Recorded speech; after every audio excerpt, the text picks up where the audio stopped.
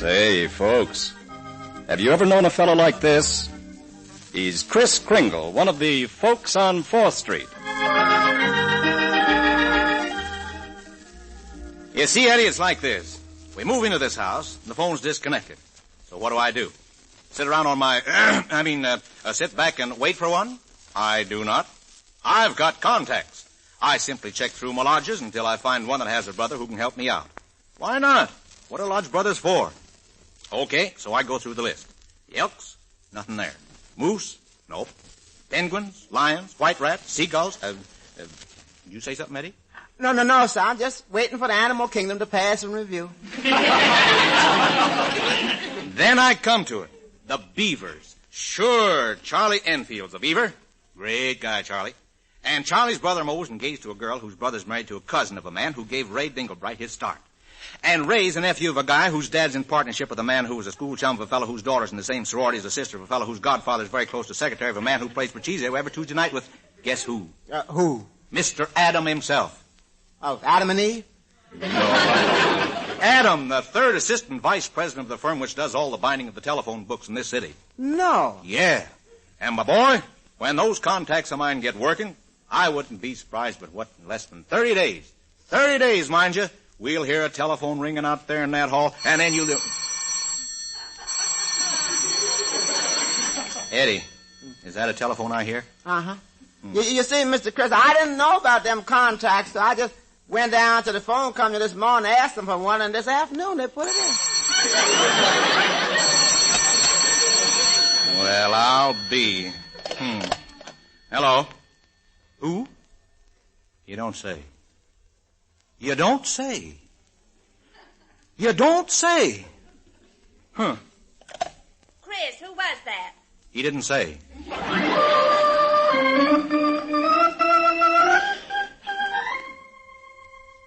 Well, that's Kris Kringle. Good old second-the-motion Chris. Holds more club membership cards than there are in a pinochle deck. But come along. Let's visit the house on 4th Street where Chris, his sister Martha, and faithful man of all work Eddie Green have just moved. It's the second morning of their tenancy, and the trio are putting the final touches to the furniture arrangement. Now, if we move this chair over here, the piano over there, that'll make room for my moose head, and we can, what's the matter, Martha? Kris Kringle, if you think for 1 minute that moose head is going to dominate my living room, but Martha... you're sadly mistaken. But... That's final. But... Chris, I'll butt you with that moose head pretty soon. But... All right. Some sister. Never heard of brotherly love. No? Well, I've heard of a brother who went traipsing off to Atlantic City and left practically an entire moving job to his poor old sister. Is that brotherly love? Now, Martha, that's not fair. I couldn't help it if I was chosen at the last minute to be the delegate to the National Conclave of Bald Eagles. Someone had to represent our local, good old Nest 44. Why, being selected was a feather in my cap. Yes, well, you've got feathers in your head, Kris Kringle, if you think I believe you spent all that time in Atlantic City. Minerva Wigginton saw you in New York. She wrote me about it. Oh, she did, huh? Well, that was an educational side trip. Educational, huh? Mm-hmm. What did you learn? What every young boy should know? Oh, Martha, you wrong me. Why, I merely went to look over a rare collection of jade one of the brothers has. Oh, yes. Minerva mentioned something about that. She did? Yes, said the night she saw you were out with a rare bit of jade. I see. Miss Martha, Mr. Chris. Oh, Eddie, what is it? We got a flood in the kitchen. The pipe under the sink is leaking. Oh, that's all taken care of, Eddie. I called the plumber first thing this morning. You did? Why, Martha, you don't think you can get a plumber that easy these days. Well, why didn't you consult me? I'd have sounded out a few of my lodge brothers and got busy working a few angles I know. And then remember how we got the telephone, brother dear? Why, sure, well, that was just luck. Wouldn't happen again in 1,000 years. Well, you got to have contacts these days, and I'll Sorry, Chris, I can't wait to listen. I have things to do. See you later. Oh, that's just like a woman. You see, Eddie, what she doesn't know is that life is just like wearing a corset. Life is like wearing a corset. Mm-hmm, sure. You're always in better shape if you have a few strings to pull. Mr. Chris, it's sure nice to have you back. Well, it's nice to be back, Eddie. Listen. Yes. About that letter Miss Martha got from New York. Were you here when she received it and when she read it? Uh-huh. Except I went out for a minute to get a bucket of water. Bucket of water? What for? Well, Mr. Chris, you know what they say, when there's smoke, there's flames. And by the time Miss Martha got through with that letter, she wasn't no dying ember. That bad, huh? She got a little warm. Warm? For 3 days, we didn't bother to turn on the unit heat. Well, look, did she say anything? Uh-huh, she said a few things. Oh. Well, did she say anything in particular? Oh, yeah, she discussed the matter in particular, and then in general, and then back to particular again. Give it a more complete coverage than the international news service.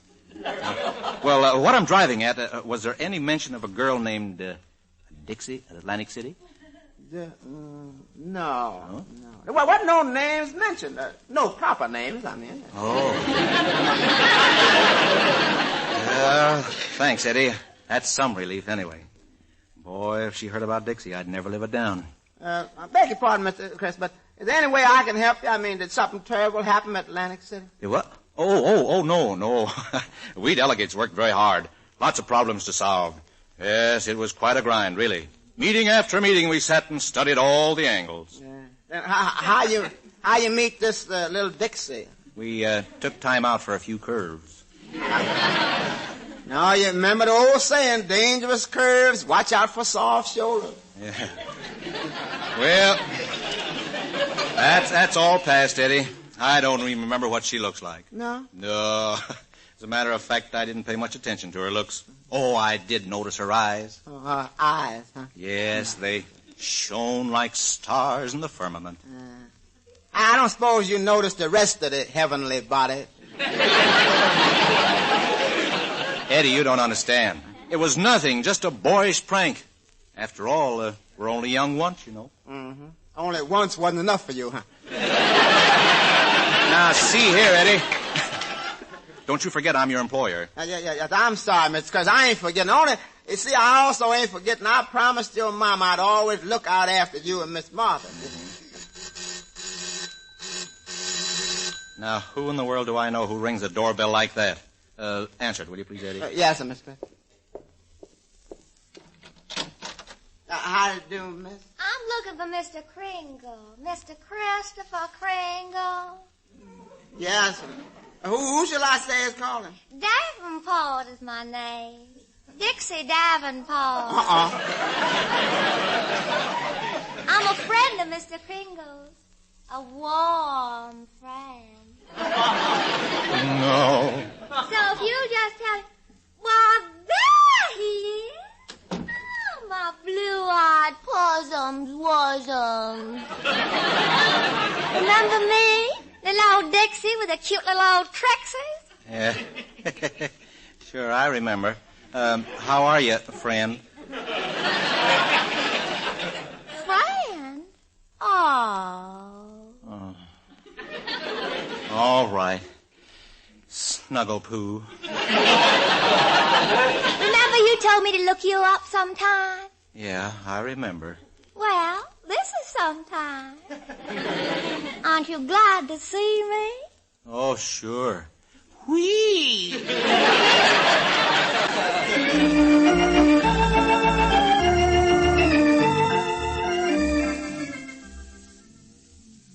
Well, that's how it is, Eddie.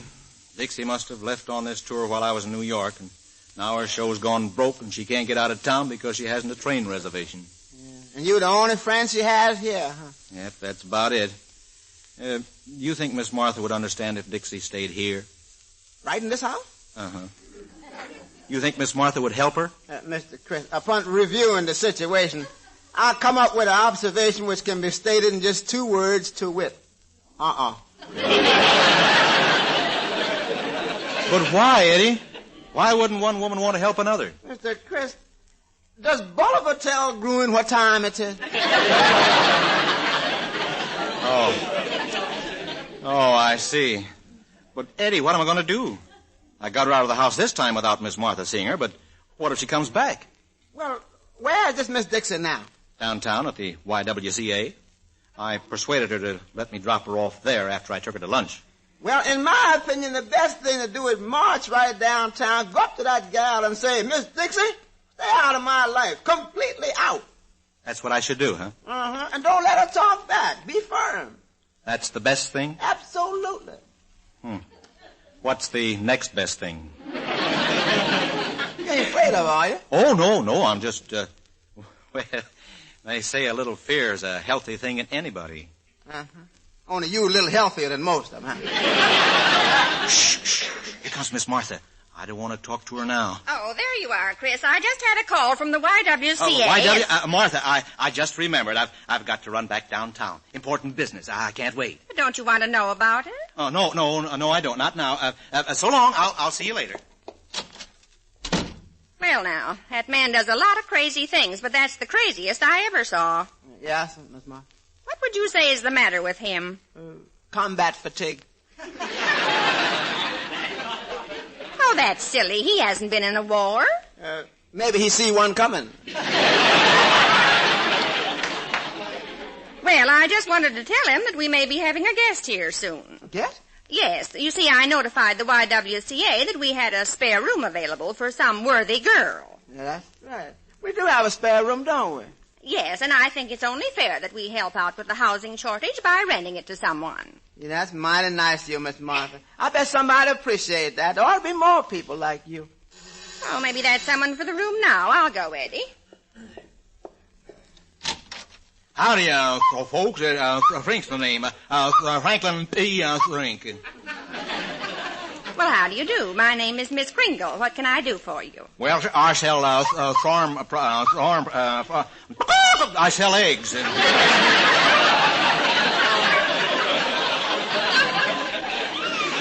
From door to door? Yep, from door to door to door to door to door to door.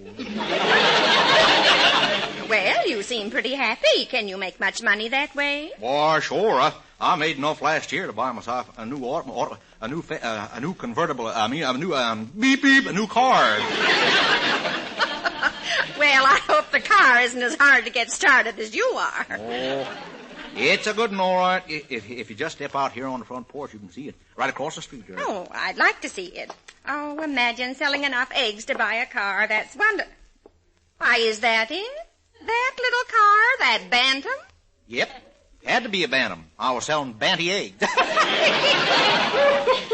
Oh, I like to get off a good joke now and then. Well, you better get off that one before it hatches. Oh, yeah. Well, anyway, that's a good little car I got. Why, would you believe it? I get 20, 30, 40, 80 miles to a gallon. 80? Well, anyway, 50, 40 miles.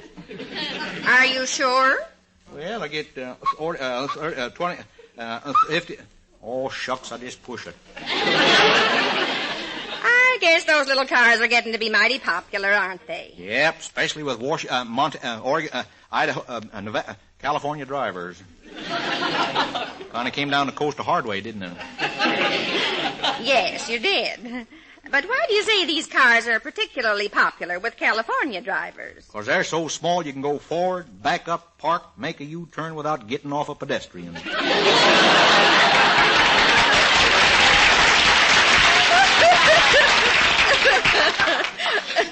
Are there any other advantages? Well, they're pretty nice for sparking. You see, a feller don't need to make no approach. Well, what do you mean? You crowd a girl into one of them and you start from a cuddling position. Well, I gotta go now.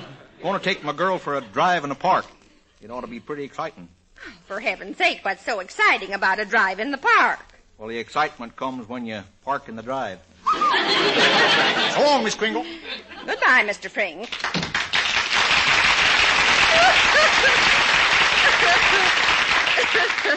Oh, dear. I'll bet that man could make some squirrel very happy. Well, I better get that room fixed up. I wonder who the YW will send over. Some nice homing type, I expect.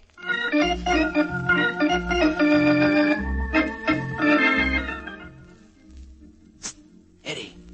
What's that? Here. Through the door. In the mail slot. In the mail slot? Yeah. What kind of letter is that? A walkie-talkie. Let me bend down and have a look in that mail slot. I ought to... Mr. Chris, what you doing there? What you supposed to be, a personalized greeting card?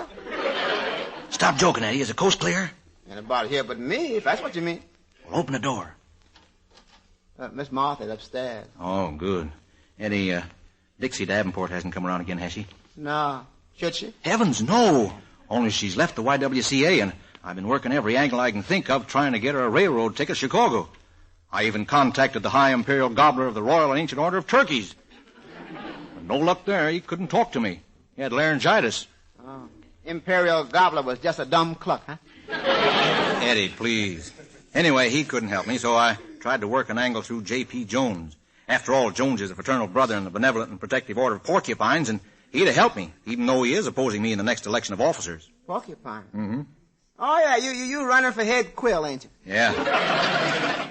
And I'll get it in the end, too. But, that's not the point.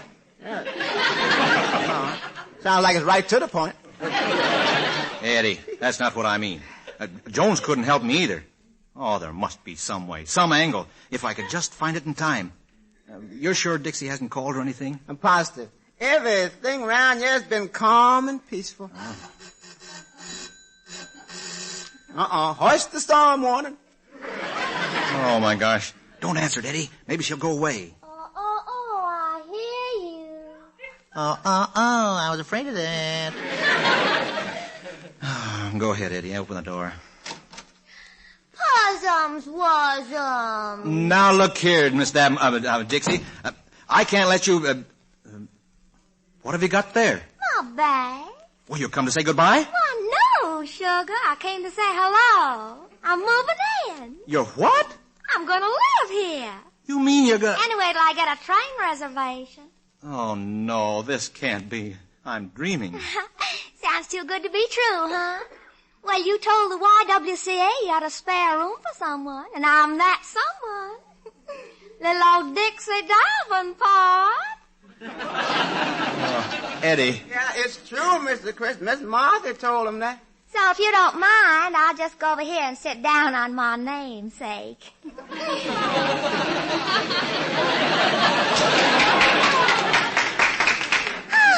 I'm so thrilled, I'm exhausted. You take care of my bags, won't you, sugar, huh? Yeah, sure. Oh, sugar. Wait till Martha hears her call me that. Eddie, what am I going to do? I can't think of a thing. Well, you could try Does. Does?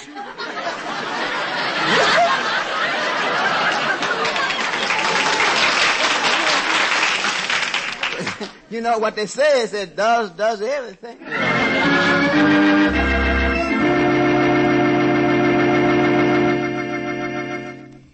So you and Chris know each other, Miss Davenport? Know each other? Well, I should hope we do.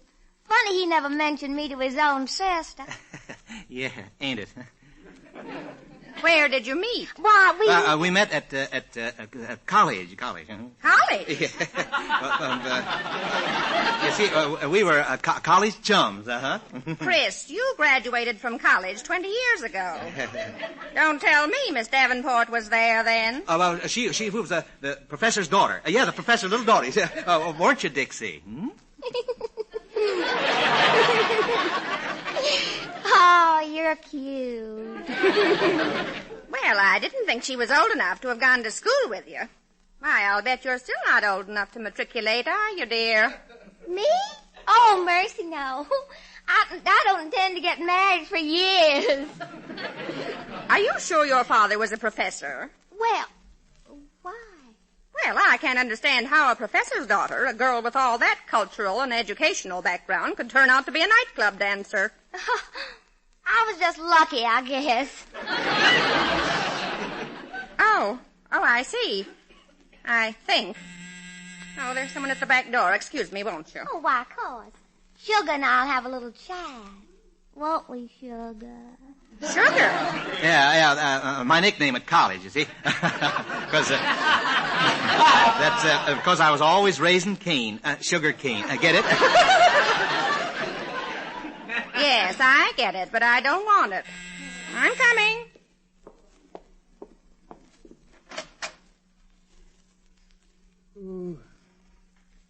How'd you do? Well, how do you do? Who are you? Me? Well, I'm the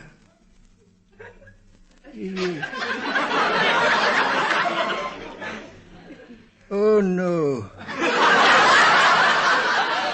No, I ain't that.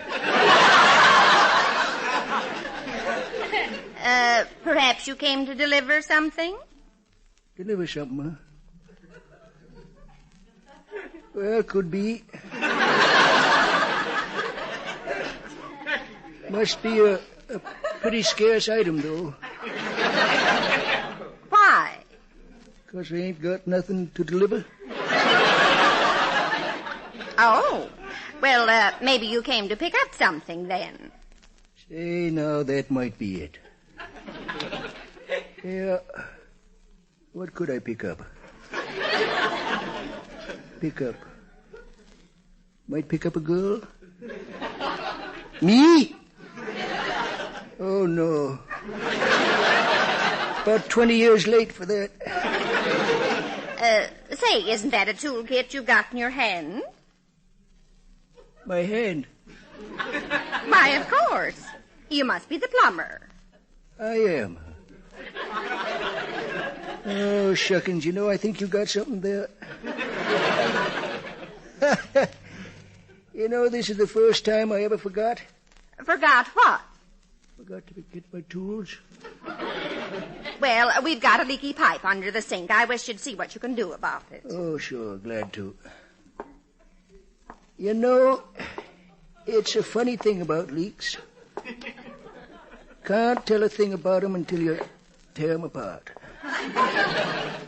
Yeah. Now I'll just take out my old trusty Stilson number 12.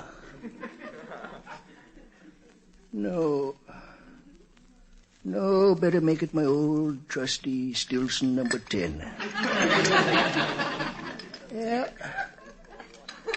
I'll just unloosen this nut here and... Well, what do you know? It's the first time this ever happened. What happened? I fixed it. Guess it's just one of those days. Well, that's wonderful. Thank you very much. Oh, that's all right. If you need me again, just phone me. Fine. What's your number? My number? Oh, let me see. It's...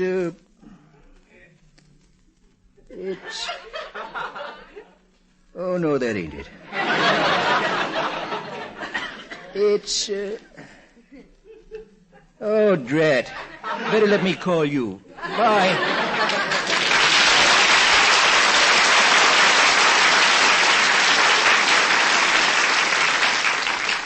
Goodbye. Yeah. Now, there's a man who's not only out of this world, but happy there. Oh, there you are, Miss Davenport. Now, let's resume our little conversation. By the way, is Davenport your real or professional name? Why, it's my professional name. I adopted it for sentimental reasons. Oh.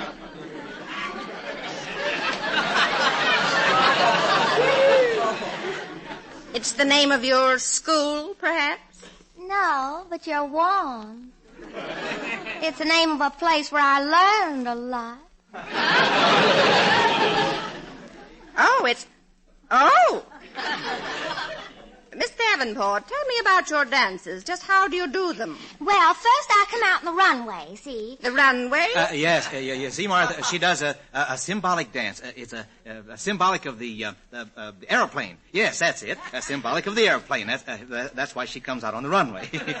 Taxis out just like a plane, you see. Because when I come out, I'm pretty well covered. Yeah, it has to get her engine warmed up, you see. Yes, I see. Then I begin to strip. Strip? Yeah, she means strip for action. This is a fighter plane. Oh. I take off with a little bounce. Yeah, a rough runway, bouncy, you see. Oh, yes. And And as I take off, you should hear the whistling. That's the wind, of course. It's very breezy. I'll bet it is. I'm off in a couple of shakes, and then for a climax, I do a couple of little, what shall I call them? You arrive at your destination and end with a few bumps. Oh, no, there are a lot of bumps. And grinds, too. Grinds? Well, I suppose that means your gears are stripped. Look, why don't we play guessing games now? Well, that's what this is, and I think that Oh, why, Eddie, where have you been? I just got a ticket to Chicago for Miss Davenport. The train leaves in a few minutes, so if you run, you can just make it. So I'll take your bags, and there's a taxi waiting. Well, for goodness sake, here I am taking off again. Yeah, well, what do you know? Let me be the first to give you a helping hand. Here's the door, right here. Oh, thank you, and goodbye, everybody. Oh, Mr. Pringle, control that helping hand.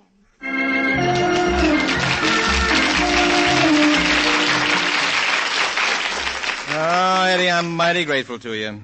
How'd you get that ticket? You got some contact I hadn't thought about? Well, you won't like this, Mr. Chris. Oh, don't worry, Eddie. In an emergency like this, we must employ every expedient.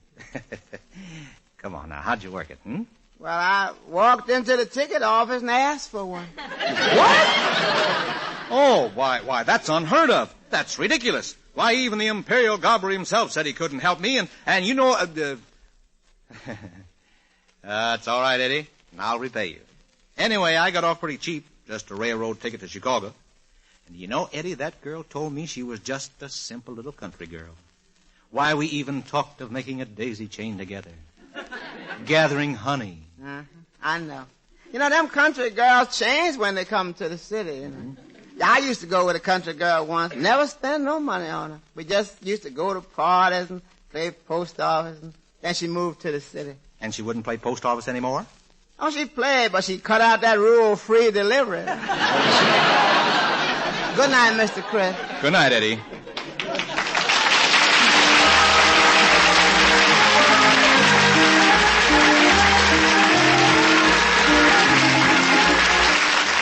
You've just been listening to The Folks on 4th Street, written by Charles Stewart. This is CBS, the Columbia Broadcasting System.